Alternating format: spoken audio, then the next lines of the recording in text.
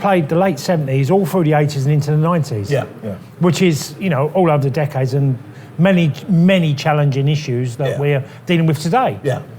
I mean, when I was a kid at Coventry, it was about my 4th or 5th game, and it was on my birthday, and we played Ipswich. We ended up drawing 1-1. I scored the goal. Now, I don't realise until after the game, but there's a guy called Robert Ralph who wouldn't sell his house to Asian family, and he became really famous in around Leamington area.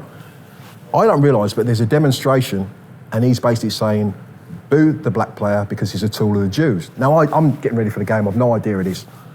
There's another demonstration basically to protect the black player and all that. Now, imagine I'm in the middle of this, but I've no idea what's going on. My mum and dad park up in the directors and they walk through like, geezers handing out these leaflets, and the leaflet out, goes like that. My mum, typical West Indian woman, stopped me for nothing. Oh, hello, grabs it. She realises what it's all about. The bloke's like that. He realises she's a black lady. He's trying to pull it back. She clocks what it is. She lets off one with the umbrella, lets him have one. My old man's killing himself, laughing. The security come and part them, and the newspapers get hold of it, and they do an article, and they called me Dazzler at the time, and they said, oh yeah, Dazzler socks are racist because I scored the goal. But that's the first time I had any real dealing with mass racism. But I always thought, when I was a kid, there was a lad called Albert Johannesson who played left wing for Leeds. So you imagine a black kid in an all-white kit, and he was a silky winger. Great ability, a Johnny Sale type, if you know what I mean. That sort of player, beat players, get crosses over and all that game. So I think when I start playing, because there was Clyde Best after that, Addy Coker, there was John Charles, I think, played for West Ham. But there's the odd black player, then Chidozie and Cyril and Brendan. So I'm thinking by the time I burst on the scene, all the abuse I get is nothing compared to what black players suffered 10 years before. So in that respect, I never let it bother me too much. But now when I see what's happening 30 years further on, 40 years further on, it's almost as if nothing's really changed. The other day, Zaha got some serious abuse from a Villa fan, and they put it on Twitter and that. And I remember reading it and going, that's disgusting. And I think I said something like, but he wouldn't say it to his face. But then they find out it's a 13-year-old boy from a place called Chelmsford Wood in Birmingham, which is a notorious area. So therefore, it doesn't seem to change. It's easier to do now. It's easier to give people abuse and that, but it doesn't seem to have changed. And you think, well, it must be less abusive or less virulent than it was, but... Yeah, I was going to touch on that with you because obviously you came through an era where it was really prevalent, it was really bad. And then obviously with the George Floyd movement and taking a knee, how you feel about that, and what do you see now? Because I was watching the Millwall game the other day, and every now and then there's something that strikes a chord with me when I watch Elise and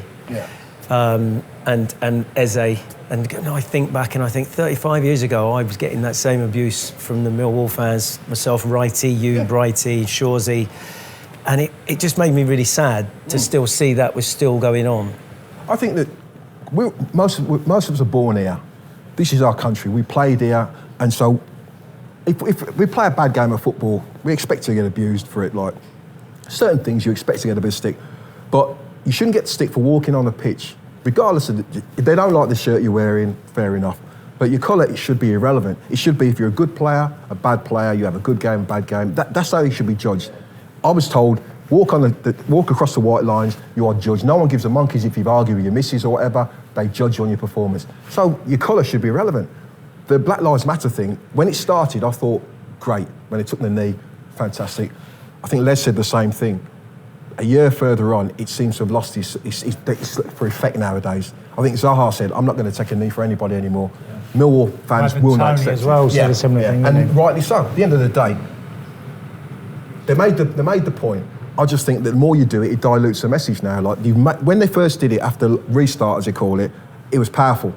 And I thought they'll do it to the end of the season. The fact we're still doing it, then I know what they're trying to do. I know they're saying they want to provoke conversation and all that, but that's all that happens is conversation. Nothing ever changes because the die-hard people who still feel the same way ain't going to change. It's all about education. If you're educated, like most of us grew up with black people.